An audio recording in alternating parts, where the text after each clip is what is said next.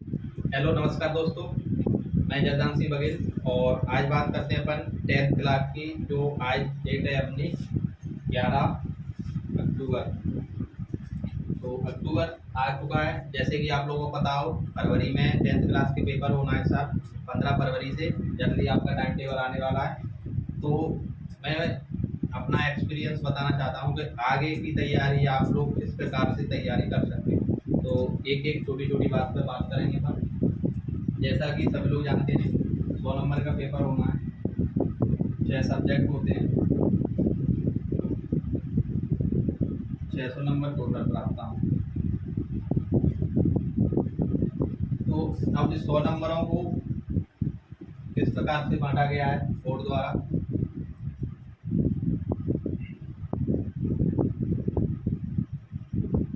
25 number के school की तरफ से मिलने वाले हैं, जिन्हें प्रोजेक्ट बोलते हैं। 25 नंबर के प्रोजेक्ट होने वाले हैं सभी के लिए है जी। अब कितना बचा? 75 नंबर। अब ये 75 नंबर का आपका इस बार पेपर होना है 2023 में। तो 75 नंबर किस प्रकार से लाएं? 25 में से वो स्कूल वालों के ऊपर है आपको कितने दें। जैसा आपका स्कोर कार्ड रहेगा पुराना, उस हिसाब से नंबर मिलते हैं 25 में से। 25 में से 25 भी मिल जाते हैं, 25 में से 22 भी मिल जाते हैं, 25 में से 23 भी मिल जाते हैं। तो अब देखते हैं 75 को किस प्रकार से बांटा गया है। तो 75 में से इस बार 30 नंबर का ऑब्जेक्टिव रखा गया है। ऑब्जेक्ट की बात करें तो अपन जिनको ओटी बोलते हैं, तो 30 नंबर की ओटी आने वाली है। तो अब बचा कितना अपना? 45 नंबर में अपना क्वेश्चन आंसर ऐसे, जो हिंदी और इंग्लिश और संस्कृत वाला है उसमें ऐसे, एप्लीकेशन और जो भी ग्रामर है वो 45 में आने वाली है। और 30 नंबर की अपना ऑब्जेक्टिव से अपन 40 बोलते हैं। तो अब 75 में अपन बेस्ट स्कोर कैसे कर सकते हैं? तो सबसे पहले तो आप लोग परीक्षा दिन आ चुकी है मार्केट में, परीक्षा दिन खरीदें सबसे पहले जाके। और परीक्षा दिन में से जितनी भी ओटी दी गई है, आप सबसे पहले ब्लूप्रिंट देखें 10th का। सबसे ज़्यादा महत्वपूर्ण है कि ब्लूप्रिंट के हिसाब से तैयारी करें। बहुत से लोगों को ब्लूप्रिंट का नहीं पता होता है। किसी चैप्टर में से आना 2 नंबर का है, 2 नंबर का आना है मतलब छोटा क्वेश्चन आएगा, लघु उत्तरीय प्रश्न ही आएगा, तो वो दीर्घ प्रश्न करते रहते हैं यार 2 नंबर में, लेकिन आना छोटा है। तो सबसे पहले तो ब्लूप्रिंट देखें। परीक्षा दिन आ चुकी है, परीक्षा दिन खरीदें, उसमें ब्लूप्रिंट छपा हुआ है, ब्लूप्रिंट खरीदेंगे। उसके बाद उसी में से तैयारी करें। सबसे पहले तो ओटी, अगर जिनको अच्छे नंबर लाने हैं जैसे कि 90 प्लस में, जो भी बच्चे 90 प्लस लाना चाहते हैं तो उनके लिए तो जो परीक्षा दिन दी गई है उसमें जितनी भी ओटी है पूरी ओटी आपको रखना है कैसे भी करके। जो परीक्षा दिन में ओटी दी गई है सभी ओटियाँ आपको कैसे भी करके पूरी करनी है। 30 नंबर की ओटी परीक्षा दिन में से पूरी फंस जाएंगी, जहाँ तक पूरा पेपर परीक्षा दिन में से फंस जाता है। 30 नंबर यहाँ से कवर कर सकते हैं अपन ओटियों से। बहुत अच्छा है। जो लोग फेल हो जाते हैं, जो बच्चे फेल हो जाते हैं, जो कमजोर है पढ़ने में, जिन्हें याद नहीं होता है, वो लोग अपना ओटियों पर ध्यान दे सकते हैं। क्योंकि 75 में से 26 नंबर लाने होते हैं पास होने के लिए, मात्र 26 नंबर 75 में से। लेकिन ऐसा है जो 25 नंबर की प्रोजेक्ट है उसमें भी आपको पास होना है। इसमें 7 से 8 नंबर रहता है पासिंग मार्क, इसमें 26 से 27 नंबर पासिंग मार्क रहता है। तो दोनों में पास आपको प्रैक्टिकल में भी होना है, थ्योरी में भी होना है, दोनों में पास होना है। तो प्रैक्टिकल में 25 में 7-8 नंबर लाना है आपको, और 75 में से 26-27 नंबर आना है। तो इस प्रकार से 33% हो जाता है, तो वहाँ पर आप पास हो जाते हैं। लेकिन ऐसा नहीं है कि अगर 75 में से आप 70 नंबर ले आए और प्रैक्टिकल में फेल हो गए, या प्रैक्टिकल में आप अनुपस्थित रहे, तो आप फेल माने जाओगे फाइनल रिजल्ट में। तो ये दोनों चीज़ों पर ध्यान देना है आपको। तो जो लोग कमज़ोर हैं उसके लिए विशेष है कि वो ओटीओ पर ध्यान दें, क्योंकि 30 नंबर की ऑब्जेक्टिव आना है और 26 से 27 नंबर आप बड़े आराम से ला सकते हैं अगर आप परीक्षा दिन भी कर लें। दूसरा, जो प्रश्न बैंक आने लगी हैं, प्रश्न बैंक बोर्ड द्वारा ही आई गई है। प्रश्न बैंक में सबसे अच्छा तरीका ये है कि जिस चैप्टर में से अगर ओटी आना है तो उसमें ओटी ही दी गई है। अरे जिस चैप्टर में से 2 नंबर का आना है तो उसी प्रकार से क्वेश्चन आंसर अरेंज किए गए हैं प्रश्न बैंक में। तो जो कमजोर छात्र हैं वो प्रश्न बैंक खरीदें, परीक्षा अध्ययन नहीं खरीदें। जिन्हें जैसे कि अपने आप पे विश्वास नहीं है कि हमें तो पास होना है, 30 से 40%, 50% तक बनाना है, तो वो लोग प्रश्न बैंक खरीद सकते हैं। और प्रश्न बैंक में जो भी दिया गया है, छोटे छोटे क्वेश्चन दिए हुए हैं, ओटी दी गई है, उनको रटना चालू कर दें, समझना चालू कर दें, याद करना चालू कर दें। सबसे बड़ी बात, तो बड़े आराम से 50 से 60% बना सकते हैं आप लोग। अब बात कर रहे हैं अपन के ये 45-30 नंबर का अपना ओटी आ गई।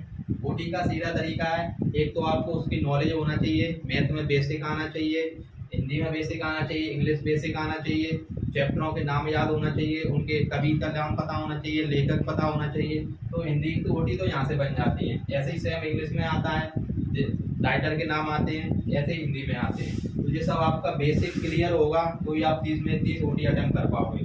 अगर आप बचे अपने 45 नंबर, 45 नंबर किस प्रकार से करें अपन, तो 45 नंबरों में क्वेश्चन आंसर, तो क्वेश्चन आंसर मटेरियल 10th में इतना सारा है कि अपन एक साल में याद नहीं कर सकते उसको। तो जो लोग लाते तो बच्चे ही है, 90%, 99% आने लगी है, 99.9% भी आती है बच्चों की। तो ऐसा तो नहीं है कि उनके पास 24 घंटे से एक्स्ट्रा समय दिया जा रहा है, उनके पास भी 24 घंटा है, आपके पास भी 24 घंटा है। तो उनका पढ़ने का तरीका अलग होता है, वो कुछ इस प्रकार ब्लूप्रिंट को देखते हुए पढ़ते हैं। मैंने बोला मटेरियल इतना सारा है कि जिसकी कोई हद नहीं है। अब आपको पढ़ना क्या है, बताने वाला सटीक होना चाहिए। तो मैं फिर बात कर रहा हूँ, ब्लूप्रिंट को देखें। 10th क्लास का जो ब्लूप्रिंट आया है, परीक्षा अध्ययन में छपा हुआ है हर सब्जेक्ट की में, उसको देखें और उसी प्रकार से तैयारी करें। जैसे कि कोई चैप्टर है, अगर उसमें से 2 नंबर का क्वेश्चन आना है, तो आपको लगता है कि 2 नंबर में इतने से बड़ा नहीं पूछा जा सकता, तो फालतू में बड़े क्वेश्चन याद ना करें उससे। एक बार पढ़ लें, ओटीओ के लिए आपके जहन में होना चाहिए चैप्टर पूरा, लेकिन तैयारी आप 2 नंबर के क्वेश्चन की करें। अगर आपको ऐसा लगता है कोई क्वेश्चन महत्वपूर्ण है, इसको काट के पूछ सकते हैं, तो उस क्वेश्चन को आप तैयार कर सकते हैं 2 नंबर में। लेकिन 4 नंबर का दीर्घ प्रश्न तुम तैयार करोगे तो फिर बेकार है। अगर किसी क्वेश्चन में कोई चैप्टर में दे रहा है कि इसमें से 4 नंबर का क्वेश्चन आना है, अगर 4 नंबर का क्वेश्चन दिया जा रहा है किसी में, तो फिर उसमें से आप छोटे क्वेश्चन छोड़ सकते हैं, उसके पढ़ लो एक बार, आपके जहन में होना चाहिए, बाई चांस ओटी में आ जाए तो उसके लिए आप पढ़ सकते हैं। लेकिन अगर 4 नंबर का क्वेश्चन है तो फिर उसमें से आप छोटे क्वेश्चन छोड़ सकते हैं। इस प्रकार से अपनी तैयारी कर सकते हो। दूसरी बात, टाइम की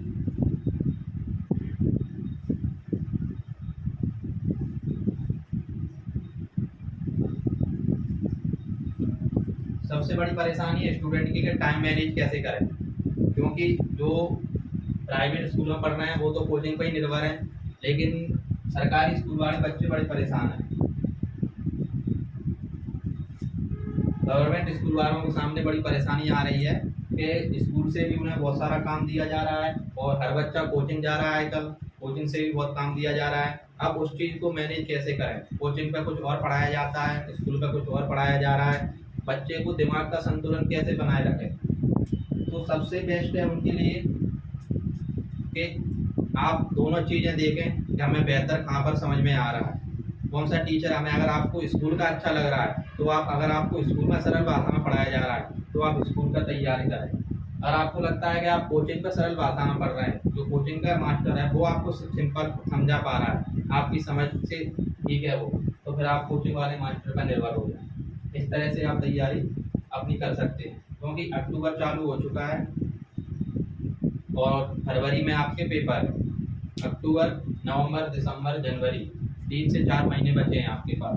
अब ये आने वाले 3-4 महीनों में दीपावली भी आ रही है, दीपावली के बाद शादियां भी चालू हो रही हैं। आप लोग शादियों में जाओगे जरूर, शादियों में जाओगे तो फिर रसगुल्ले खाओगे, रसगुल्ले खाओगे तो फिर बीमार होके आओगे, तो बीमार हो गए तो आपकी पढ़ाई पे असर पड़ेगा। इससे बेहतर है कि नाना की, फूफा की, पप्पू की शादी में ना जाए तो जाना बेहतर है।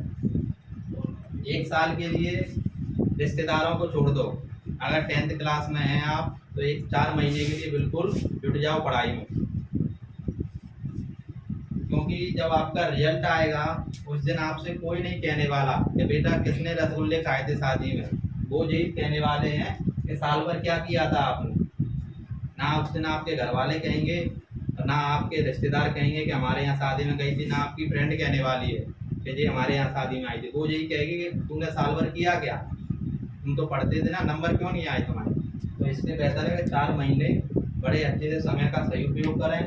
कोशिश करें 10th वाले स्टूडेंट सुबह जल्दी उठें, 4 बजे उठें, 5 बजे उठें सुबह बढ़िया, और सुबह जल्दी से जल्दी उठ के याद करें, क्योंकि सुबह का पढ़ा हुआ बहुत जल्दी याद होता है। और बात करें अपन इस पर, आप लोगों को कुछ पूछना है, पूछ सकता है कोई क्वेश्चन पूछना हो पूछ सकता है, कोई भी डाउट हो, टाइम मैनेज करने में परेशानी आ रही हो, आगे आने वाले समय में कैसे तैयारी करें, पूछना है किसी को।